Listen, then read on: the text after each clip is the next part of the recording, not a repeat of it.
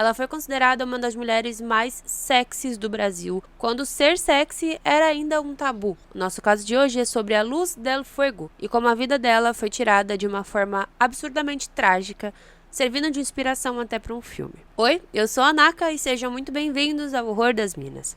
O caso de hoje foi uma sugestão trazida aqui no canal e se você também tem sugestão de caso, manda aqui nos comentários ou então manda lá no Instagram, a lista tá cheia, mas logo o seu caso sai. Se você é novo por aqui, aproveita, já se inscreve, segue nas redes sociais, ativa o sininho e comenta no final do vídeo o que você tiver achado. Então é isso, bora logo pro caso.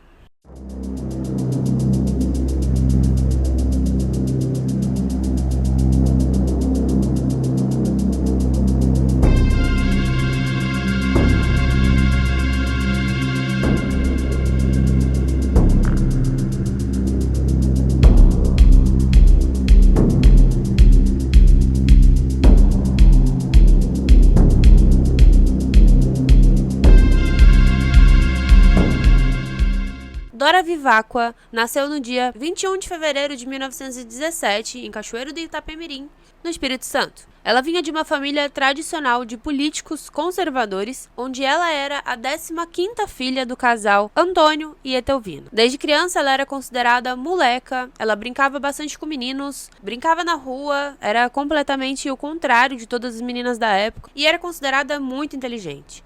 Por vir de uma família de políticos, ela passou a sua infância e adolescência frequentando principalmente saraus e se formou em ciências e letras. Desde sempre, ela sempre foi considerada uma jovem muito rebelde, ela usava roupas muito curtas, biquínis improvisados quando ainda não se usavam biquínis, e deixava claro que ela odiava ideologias conservadoras. Em 1932, o seu pai Antônio foi morto por algumas pessoas que invadiram seu terreno, e com isso a Dora acabou indo para o Rio de Janeiro morar com um dos seus irmãos chamado Atílio. Com uma beleza que chamava muita atenção dos cariocas, a Dora logo foi introduzida no meio artístico e começou a frequentar locais da elite carioca, mesmo sendo bem nova. Aos 15 anos ela entrou para a equipe de um circo, mas o seu irmão não aceitou aquilo. Ele era um político no Rio de Janeiro e aquilo para ele, né, e para todos os homens da época, era algo escandaloso. Então ele mandou a Dora para BH, para Belo Horizonte, onde estava o resto da sua família. Lá a Dora morou com a irmã Angélica e o seu marido Carlos, porém o homem na época começou a assediar a Dora. Algumas pessoas dizem que ela teria cedido ao Carlos e que os dois teriam mantido ali um relacionamento, e quando descobriram isso, de qualquer forma a culpa foi toda para cima da Dora. Por conta do seu comportamento rebelde, ela foi levada a psiquiatras da época que a diagnosticaram com esquizofrenia por conta do seu histórico. Por isso, ela foi internada por 2 meses no Hospital Raul Soares, em Belo Horizonte. Quando ela saiu desse hospital, ela passou a morar então com outro irmão, onde ela também teria apresentado alguns comportamentos escandalosos, segundo ele, e aos 20 anos ela fugiu dessa casa então, indo morar novamente no Rio de Janeiro. Lá, ela começou um relacionamento com o José Mariano. Ele era filho de um arquiteto famoso do Rio de Janeiro. Assim como a Dora, ele era considerado muito aventureiro, rebelde, e os dois ficaram juntos por 5 anos. Mesmo que os dois nunca tenham oficializado o relacionamento, o namoro, porém quando a Dora começou a estudar dança, ela sempre gostou desse meio artístico e ela tinha realmente gostado de trabalhar com o circo. Então ela começou a focar na dança e nos circos,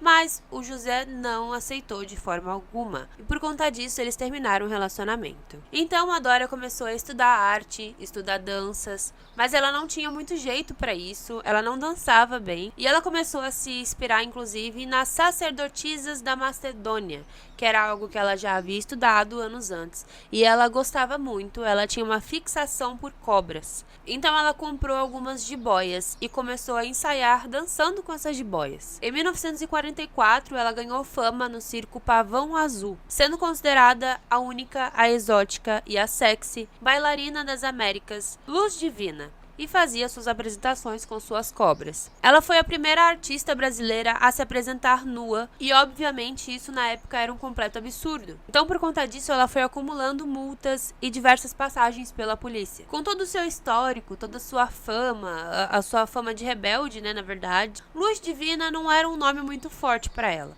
Então, logo, em 1947, ela se auto-intitulou Luz del Fuego, como ela ficou conhecida eternamente. A Luz começou a passar por diversos circos, ajudando inclusive a reerguer muitos que estavam praticamente falindo. E no final daquela década, ela começou a trabalhar num teatro em Copacabana chamado Folie. Lá, ela começou a ser ainda mais conhecida, o seu espetáculo era levado para jornais e revistas da época. Ou seja, não demorou muito para que a sua família lá em BH soubesse o que ela estava fazendo. Aos 30 anos, mesmo tendo toda essa fama, ela não bebia, ela não fumava, não usava nenhum tipo de droga, era vegetariana e ela falava abertamente sobre naturismo. A sua fama se expandiu tanto que ela começou a ser reconhecida na América Latina, na América do Norte, onde ela já havia feito algumas passagens e começou inclusive a participar de alguns filmes da época. A Dora sempre foi uma mulher extremamente inteligente e mesmo envolvida com a nudez artística, ela sempre deixou claro que esse tipo de arte não era algo vulgar. E quando ela ganhou fama o suficiente para ser reconhecida,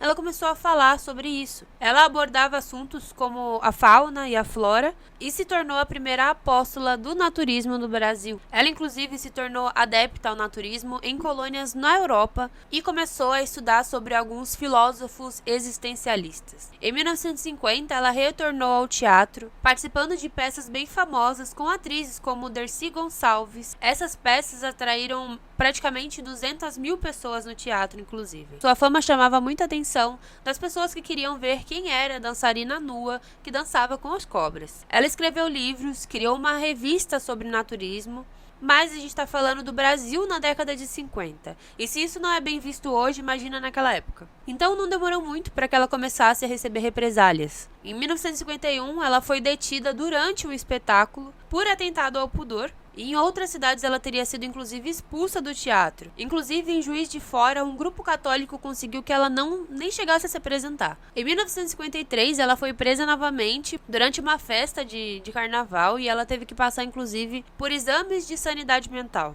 O Ministério Público alegava que ela tinha que ser internada por conta dos seus comportamentos. E eles usavam como justificativa, por exemplo, quando ela apareceu fantasiada de Iemanjá, completamente nua, com perucas verdes, divulgando seu trabalho. E outras apresentações onde ela aparecia seminua em carros abertos. Mas nada aconteceu. Ela, inclusive, seguindo a sua família, ela entrou para o ramo político também, fundando o Partido Naturalista, que tinha como lema menos roupa e mais pão. Ela inclusive conseguiu cerca de 50 mil assinaturas apoiando o partido, mas não chegou a ser registrado. Na metade dos anos 50, ela fundou então a primeira colônia nudista da América Latina, com a autorização da Marinha do Brasil, inclusive. A ilha, que antes se chamava Tapuama de Dentro, foi rebatizada para Ilha do Sol, onde inclusive ela passou a morar e gerenciar bem de perto todo mundo que entrava e saía do local. Para não ser associado com libertinagem, não era permitida a entrada de bebida alcoólica, drogas, menores de 18 anos e não era permitido relações sexuais dentro da ilha. O local foi incluso na lista dos roteiros turísticos do Rio de Janeiro e atraiu famosos do mundo inteiro. Quando ela tinha um pouco mais de 40 anos, ela ainda fazia alguns shows,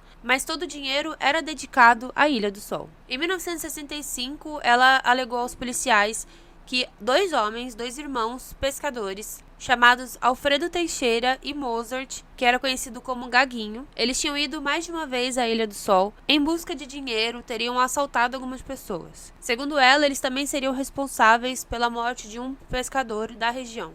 2 anos depois, no dia 19 de julho de 1967, os dois irmãos foram até a ilha, segundo eles com a intenção de conversar com a Luz. Mas os cachorros dela começaram a latir e ela inclusive apareceu segurando uma arma. O Alfredo, então, teria falado que o barco dela, que ela usava, na verdade, de locomoção, para pessoas que quisessem conhecer a ilha, tinha sido furtado, mas que ela poderia ir com eles atrás desses criminosos, que eles sabiam quem era. Ela aceitou e foi com eles até certo ponto, mas, quando já estavam afastados da ilha, a Luz, então, foi atacada pelos irmãos.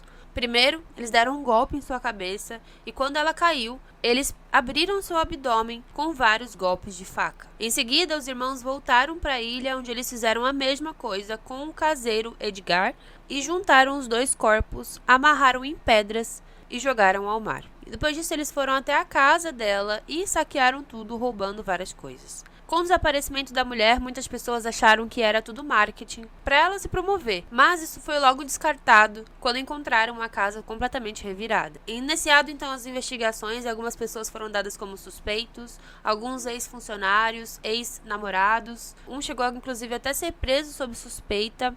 Mas os policiais foram então atrás do Mozart, já que já sabiam que ele estava pela região, que ele teria cometido alguns crimes recentemente. No dia 25 de julho, o barco da Luz foi encontrado por alguns pescadores e eles verificaram também que tinha manchas de sangue.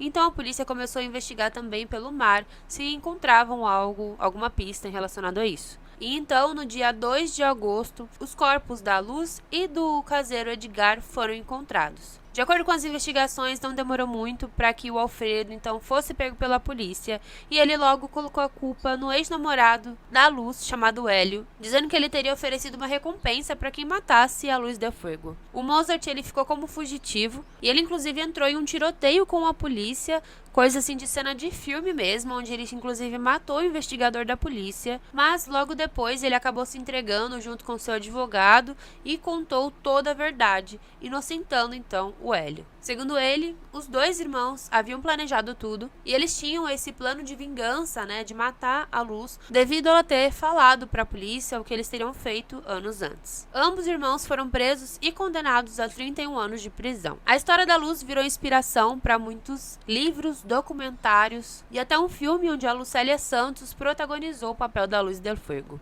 Então é isso, gente. Espero que vocês tenham gostado desse caso. Se você é novo por aqui, aproveita e já se inscreve, comenta o que você achou, compartilha com seus amigos e, claro, segue nas redes sociais. Então é isso. Muito obrigada, valeu e tchau, tchau!